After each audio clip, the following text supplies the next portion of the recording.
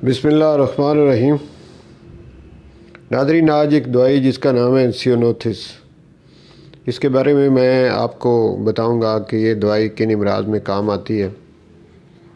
ये एक होम्योपैथिक दवाई है जिसका नाम सियोनोथिस है। ये अमेरिका में ये मिलती है। ये न्यू जर्सी की इसको टी कहा जाता है, चाय। तो इससे ये दवाई तैयार होती है। न्यू जर्सी अमेरिका में एक स्टेट है, वहाँ इसको न्यू जर्सी टी के नाम से याद किया जाता है। ये उनकी चाय के तौर पे ये इस्तेमाल होती है। तो ये स्प्लीन के लिए एक बेहतरीन दवाई है, ख़ास करके स्प्लीनोमेगाली जब हो जाए, यानी स्प्लीन जो है उसका साइज़ बढ़ जाए, तो उस वक्त ये दवाई इस्तेमाल होती है। तो इनलार्जमेंट ऑफ स्प्लीन में सबसे शानदार दवाई होम्योपैथिक में इसे माना जाता है।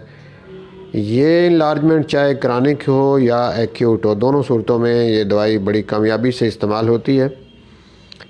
इसके अलावा भी, स्प्लीन की इनलार्जमेंट के अलावा भी इसके कुछ और इलामात हैं, और स्प्लीन के हवाले से भी वो इलामात जो हैं वो सामने रखी जाती हैं कि एक तो पेन होगी, ये स्प्लीन का एरिया हो या ये जेनिटल आर्गन, ख़ास करके फ़ीमेल यूट्रस का एरिया हो, वहाँ पे पेन हो, पेन के साथ इन्फ्लेमेशन हो, तो ये दवाई इस्तेमाल होती है। इसके अलावा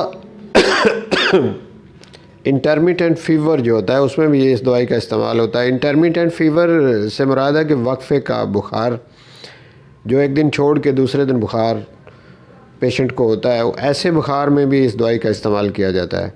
और जेनिटल आर्गन फ़ीमेल के हवाले से इसे देखा जाए तो ये लिकोरिया जो है उसमें बड़ी कामयाबी से इस्तेमाल होने वाली दवाई। लिकोरिया की एक ख़ास पहचान ये है जो इस दवाई के ज़रिए असर आता है कि परफ्यूज़ होता है, थिक होता है और येलो होता है। तो ये तीनों चीज़ें अगर लिकोरिया में हो कि एक तो ज़्यादा मिकदार में आने वाला हो, परफ्यूज़ हो, दूसरा थिक हो, तीसरा येलो हो, तो ऐसे लिकोरिया में ये दवाई बहुत कामयाबी से इस्तेमाल होती है। तो ये इसकी ख़ास इलामात थी। इस दवाई के बारे में जितनी तहकीक और रिसर्च हुई है, जो किताबों में इसके बारे में मिलता है, वो मैंने आपके सामने बयान कर दिया।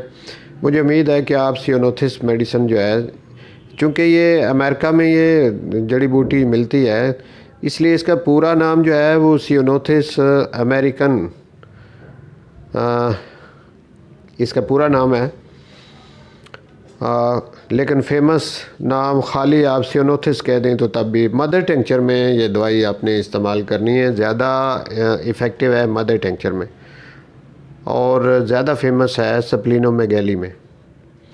तो बहुत शुक्रिया, आपने इस वीडियो को सुना, और मुझे उम्मीद है कि ये वीडियो आपके लिए इंतहाई इन्फॉर्मेटिव होगी। इंशाल्लाह इसी तरह की और इन्फॉर्मेटिव वीडियो लेकर आपकी खिदमत में दोबारा हाज़िर होऊंगा। उस वक़्त तक के लिए डॉक्टर अरशद चौधरी को इजाज़त दीजिए। बहुत शुक्रिया।